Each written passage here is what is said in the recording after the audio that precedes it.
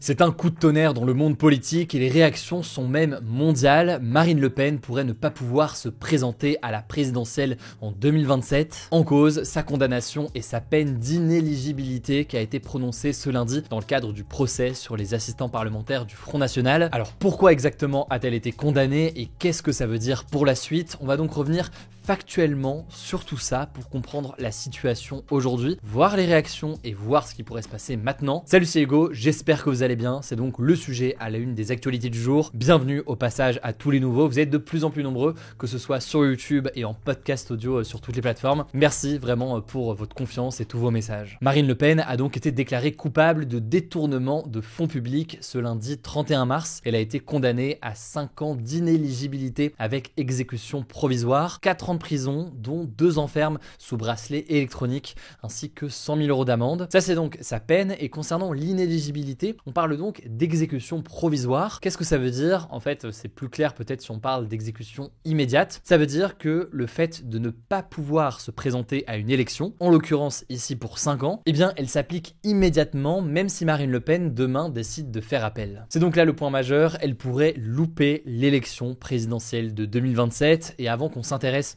aux recours possibles et aux solutions, on va dire, possibles pour Marine Le Pen dans un instant, pourquoi exactement est-ce qu'elle a été condamnée? Ça me paraît important de faire un petit point là-dessus. Alors, de quoi parle-t-on ici? Si vous n'avez pas suivi l'affaire, ça fait des années que c'est un sujet. Je suis retombé d'ailleurs sur une vidéo de 2017 sur cette même chaîne YouTube que j'avais fait à l'époque sur le sujet et pour tenter d'expliquer déjà à l'époque la situation. Et Marine Le Pen était donc jugée depuis septembre avec 24 autres personnes dans le cadre du procès des assistants parlementaires du Front National. Le Front National, c'est donc l'ancien nom du RN. Ils sont accusés d'avoir détourné des fonds alloués par le Parlement européen. Et parmi ces personnes, il y a notamment le maire de Perpignan, Louis Alliot, ou encore Bruno Gollnisch, l'ex numéro 2 du Front National. Alors de quoi est-ce qu'on parle exactement? En fait, il faut savoir que le Parlement européen, il verse de l'argent aux députés européens pour qu'ils embauchent des assistants qui vont donc les aider dans leur mission. Ça représente une enveloppe d'environ 21 000 € par mois. Sauf qu'ici, eh bien, des assistants parlementaires de députés européens du Front National sont accusés d'avoir exercé des emplois fictifs. Et plus précisément, en fait, le Front National était soupçonné d'avoir fait travailler ces personnes, non pas dans le cadre de travaux du Parlement européen, donc non pas pour aider des députés européens du FN, mais directement, en fait, pour des sujets du parti du Front National directement en France. Et on parle de faits qui seraient survenus entre 2012 et 2017 pour un montant d'environ 4 millions d'euros cumulés au fil des ans, qui étaient donc versés par le Parlement européen, sauf qu'ils étaient utilisés à l'échelle nationale et du parti en France. Et si on revient plus précisément à la question de Marine Le Pen, elle était donc elle-même députée européenne à l'époque, mais surtout, elle était présidente du Front National. Elle est accusée donc d'être au centre d'un système organisé. Il y aurait notamment une réunion durant laquelle Marine Le Pen aurait demandé à tous les députés de son parti de n'embaucher qu'un assistant parlementaire par député pour laisser ainsi le reste de l'enveloppe du Parlement européen au FN. Le FN est le parti donc en France qui était en difficulté à l'époque. Bref, ce lundi 31 mars, c'était donc le verdict et donc Marine Le Pen a été déclarée dans son cas coupable de détournement de 474 000 €, notamment pour les contrats de son garde du corps ou encore de son ancienne attachée parlementaire. Louis Alliot a aussi été condamné à 3 ans d'inéligibilité et 6 mois de prison ferme sous bracelet électronique. Et le Rassemblement National en tant que parti a écopé d'une amende de 2 millions d'euros. Si jamais vous voulez le compte-rendu de chaque peine de chaque personne là-dessus, je vais pas tout lister ici, ce serait trop long, mais on a fait un post directement sur Instagram qui résume factuellement chaque condamnation. Le nom du compte, vous le savez, c'est Hugo Décrypte. Alors on va voir les hypothèses de solution, on va dire, pour Marine Le Pen, mais les réactions ont été nombreuses. Le président du Rassemblement National, Jordan Bardella, a notamment tweeté, je cite, « Aujourd'hui, ce n'est pas seulement Marine Le Pen qui est injustement condamnée, c'est la démocratie française qui est exécutée. » Fin de citation. Et la France Insoumise a aussi déclaré vouloir combattre le Rassemblement National, je cite, dans les urnes comme dans la rue. Par ailleurs, Jean-Luc Mélenchon a déclaré, je cite, la décision de destituer un élu devrait revenir au peuple. Fin de citation. Du côté des écologistes, Marine Tondelier a déclaré, je cite, la justice est la même pour tout le monde, tandis que Prisca Thévenot, qui est députée Renaissance, a déclaré, je cite, la justice s'est prononcée, nous devons la respecter, ajoutant, je cite, à partir de combien dans les sondages, autrement on est au-dessus des lois. À noter que, selon plusieurs médias, les ministres auraient reçu pour consigne de ne pas réagir ou de ne pas commenter la décision de justice. Alors il y a aussi eu des réactions à l'international. Le gouvernement russe Plus, par exemple, a déploré, je cite, une violation des normes démocratiques. Fin de citation. On peut aussi noter que le Premier ministre hongrois Viktor Orban, qui est réputé proche de Marine Le Pen, proche du RN, il a tweeté, je cite, « Je suis Marine », en soutien donc à Marine Le Pen. Là aussi, on a fait un post sur Instagram sur les réactions, donc je vous laisse voir tout ça sur le compte. Mais alors, qu'est-ce que ça veut dire pour la suite exactement? Bon, déjà, ce qu'on peut noter, c'est que Marine Le Pen a fait appel. Autrement dit, elle a demandé en quelque sorte un nouveau procès. Et à ce moment-là, il y a plusieurs scénarios. Premier scénario possible, ce procès en appel, il tombe trop tard. En gros, juste avant la présidentielle ou pendant la présidentielle de 2027. Et si c'est le cas, quel que soit le verdict, ça paraît évident, ce serait trop tard pour elle pour être candidate à la présidentielle. Deuxième scénario qui est possible, le procès en appel a lieu rapidement, en tout cas bien avant la présidentielle. Et à ce moment-là, il y a plusieurs options qui sont possibles. Option 1, la cour d'appel confirme le jugement qui vient d'avoir lieu. À ce moment-là, rien ne change, Marine Le Pen reste condamnée et elle ne peut toujours pas se présenter à la présidentielle de 2027. Option B qui est possible, la cour d'appel n'est pas d'accord en quelque sorte, si on peut dire ça comme ça, avec le jugement qui a été annoncé aujourd'hui et elle décide donc de supprimer la peine de Marine Le Pen. Dans ce cas, et si donc ce procès en appel se déroule avant et bien avant la présidentielle, dans ce cas, eh bien ça paraît logique, elle pourrait alors se présenter à l'élection présidentielle, elle ne serait pas non plus obligée par exemple de porter un bracelet électronique. Bon, cependant, ce scénario d'annulation de la peine, il paraît assez improbable au vu de la sévérité du jugement. Option 3 que l'on peut noter en cas donc de cour d'appel, de nouveau procès avant la présidentielle, c'est le cas où la cour d'appel n'est pas totalement d'accord avec le jugement qui vient d'être annoncé, mais cette fois-ci, elle décide seulement d'alléger la peine de Marine Le Pen. Alors dans ce cas-là, je ne rentre pas dans les détails, mais tout dépend du nombre d'années d'allègement de cette peine d'inéligibilité. La cour d'appel peut décider par exemple de faire passer la peine d'inéligibilité de 5 à 2 ans. Dans ce cas, on rentre pas dans les détails, mais tout dépend de la peine d'inéligibilité, c'est une réduction de combien de temps, etc., etc. Ça, c'est donc les options qui sont possibles en cas de procès en appel qui a lieu relativement rapidement. Maintenant, ce qu'il faut bien comprendre, c'est que c'est pas sûr que ça arrivera aussi rapidement. Des procès en appel, ça peut prendre beaucoup de temps à être organisé. Et puis, au-delà de ça, eh bien, ça paraît assez peu probable, en tout cas aujourd'hui, d'avoir un allègement de peine aussi important, alors que la première condamnation ici est très importante. L'autre possibilité, ça concerne pas le verdict en appel, mais ça concerne un autre recours qui est possible. Marine Le Pen pourrait demander ce que l'on appelle un relèvement,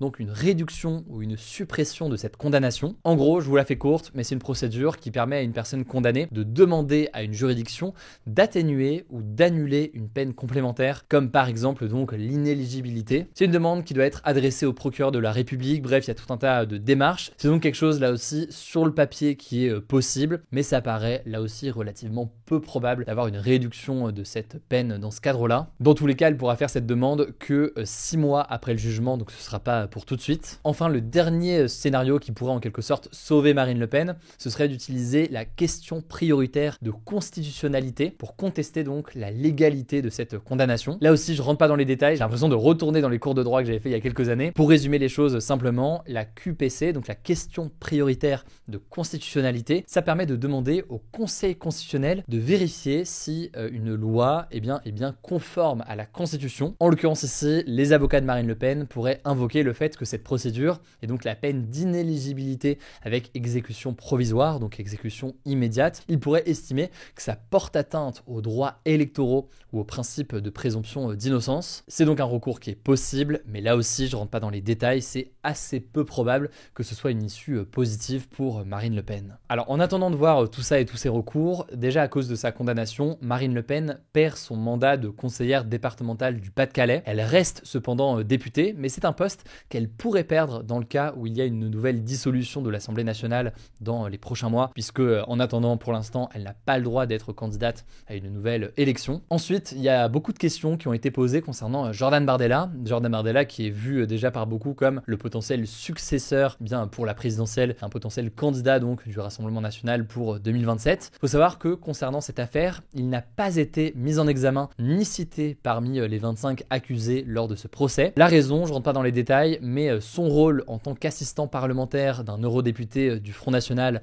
entre 2015 et 2017 n'a pas été retenu dans le dossier judiciaire. En tout cas, ce que l'on sait, c'est que Marine Le Pen est l'invitée du journal de 20h de TF1 ce soir. On suivra donc évidemment tout ça. Ce qui est sûr donc, c'est que c'est une onde de choc politique et qu'elle fait réagir et même beaucoup de débats, on l'a vu, au sein de certains partis politiques. On vous fera un résumé directement sur notre compte Instagram. Je pense que vous le savez, mais pour l'actualité au quotidien, on va dire, et au fil de la journée sur des événements d'actualité comme cela, eh bien c'est souvent ici qu'on va publier les dernières informations. Vous le savez je pense, mais n'hésitez pas à vous abonner. Le nom du compte c'est Hugo Décrypte. On vous tient au courant de toute façon aussi dès demain et on fera un nouveau point sur le sujet dans ce format des actus du jour, que ce soit sur YouTube et en podcast audio sur toutes les plateformes. Si vous avez des questions aussi, n'hésitez pas à les mettre directement dans les commentaires. Comme ça on fera en sorte de répondre factuellement à un maximum d'entre elles cette semaine. Je vous laisse avec Samy pour les actualités en bref et je reviens juste après. Merci Hugo et bonjour à tous, on commence avec cette actu. Le président américain Donald Trump s'est dit très énervé contre le président russe Vladimir Poutine ce dimanche. En fait, dans une interview avec une journaliste de la chaîne américaine NBC, il a dénoncé le manque d'avancées concernant le sujet d'un potentiel cessez-le-feu en Ukraine. Donald Trump a également menacé de mettre en place des droits de douane de 25% sur tout le pétrole russe et que les pays qui en achètent ne pourraient plus commercer avec les États-Unis si la Russie ne parvient pas à trouver un accord. Ces nouvelles déclarations font suite à celles du président russe qui veut qu'un gouvernement de transition sans Volodymyr Zelensky soit mis en place en Ukraine, ce qui n'a donc pas spécialement plu à Donald Trump. Il a affirmé, je cite, « Il est censé conclure un accord avec lui, qu'il l'aime ou qu'il ne l'aime pas ». Donald Trump s'en est également pris à Volodymyr Zelensky en affirmant qu'il y aura de gros problèmes s'il essaye de se retirer de l'accord sur les terres rares, un accord sur les minerais stratégiques de l'Ukraine que les États-Unis souhaitent exploiter en échange de l'aide qu'ils ont apportée à l'Ukraine. Le président ukrainien a annoncé ce vendredi avoir reçu une nouvelle version de l'accord, mais il est, selon plusieurs médias, très défavorable à l'Ukraine et Zelensky voudrait donc le renégocier. À noter qu'une nouvelle discussion devrait avoir lieu entre Donald Trump et Vladimir Poutine dans les prochaines semaines, on suivra ça. Deuxième actu, la junte militaire au pouvoir en Birmanie, un pays d'Asie du Sud-Est, a décrété une semaine de deuil national après le séisme de magnitude 7,7 qui a frappé le pays ce vendredi et qui a tué environ 2056 personnes, dont 2 Français en Birmanie. L'Organisation mondiale de la santé a classé ce dimanche le tremblement de terre en urgence de niveau 3, le niveau le plus élevé de son programme d'intervention. Elle a également lancé un appel pour trouver rapidement 8 millions de dollars pour aider la population du pays, alors que plus de 3900 personnes sont blessées et qu'au moins 270 personnes sont portées disparues selon un dernier bilan de la junte militaire au pouvoir. La Chine, l'Inde, l'Indonésie et les Philippines ont accepté d'aider la Birmanie en envoyant des équipes de secouristes sur place. La Croix-Rouge et le Croissant-Rouge ont aussi lancé ce dimanche un appel pour récolter plus de 100 millions d'euros. Troisième actu, Aurore Berger, la ministre déléguée chargée de l'égalité entre les femmes et les hommes et de la lutte contre les discriminations, a annoncé ce dimanche vouloir mettre en place une formation à la détection des abus sexuels pour les personnes qui travaillent au contact des enfants. Il s'agit d'un amendement, donc une modification d'un texte de loi qui va être fait sur la proposition de loi sur les violences sexuelles et sexistes qui doit être examinée au Sénat. Si elle est votée, cette formation devrait avoir lieu dès la rentrée de septembre pour les professionnels de la santé, du médico-social, les enseignants et les animateurs culturels sportifs. L'objectif, c'est que ces corps de métier puissent remarquer des signes de violence grâce au comportement des enfants qui ne s'expriment pas toujours verbalement, comme des troubles alimentaires ou des troubles du sommeil qui peuvent témoigner de violences à la maison. Quatrième actu, 2 jours de mobilisation sont prévus ce lundi et mardi dans l'audiovisuel public et notamment à Radio France et France Télévisions. En fait, les syndicats protestent contre la création d'une holding, donc une nouvelle société qui s'appellerait France Média et qui regrouperait de nombreux médias publics sous l'autorité d'un seul président. L'objectif sera en quelque sorte de créer une BBC à la française, mais ce projet doit encore être voté par l'Assemblée nationale et le Sénat. Selon la ministre de la Culture Rachida Dati, cette réforme est indispensable et permettrait de concurrencer des groupes privés, mais de leur côté, les syndicats craignent notamment une perte d'indépendance. Le texte doit encore être examiné ce mardi en commission à l'Assemblée nationale, on suivra ça. Cinquième actu, une nouvelle fonctionnalité sur TikTok, le TikTok Shop est accessible en France depuis ce lundi. Cette nouvelle fonctionnalité permet aux utilisateurs d'acheter des produits sans quitter l'application. Il y aura des liens d'achat présents dans les vidéos et les contenus en direct, et une boutique en ligne sera aussi accessible avec un nouvel onglet boutique. L'objectif de TikTok est de concurrencer des marchés en ligne comme Amazon et Chine, mais cette mesure inquiète notamment car cela favorisera les achats impulsifs, surtout auprès d'un public jeune. Les fédérations de commerçants ont également demandé au gouvernement que des mesures soient prises pour protéger les entreprises françaises face à ce nouveau TikTok Shop, ainsi que les sites Temu et Chine, tous issus de Chine et accusés d'exercer une concurrence déloyale. Et on termine avec cette bonne nouvelle, le Téléthon 2024 a permis de récolter un peu plus de 96,5 millions d'euros. C'est près de 4 millions de plus qu'en 2023 selon le bilan définitif de l'association publié ce lundi. Jusqu'à présent, on ne connaissait pas le montant exact des dons récoltés lors de l'événement caritatif qui a été diffusé en novembre 2024 sur France 2. En tout cas, cet argent devrait permettre de faire progresser la recherche médicale alors que 95% des maladies rares restent aujourd'hui sans traitement. L'année record de l'événement reste toujours 2006 avec plus de 106 millions d'euros récoltés. Merci beaucoup Samy pour ces actualités en bref. Je le disais, rendez-vous sur Instagram et vous pouvez aussi suivre ce format des actus du jour en version podcast sur Spotify, Apple Podcast, Deezer. J'ai pas le nom de toutes les applis,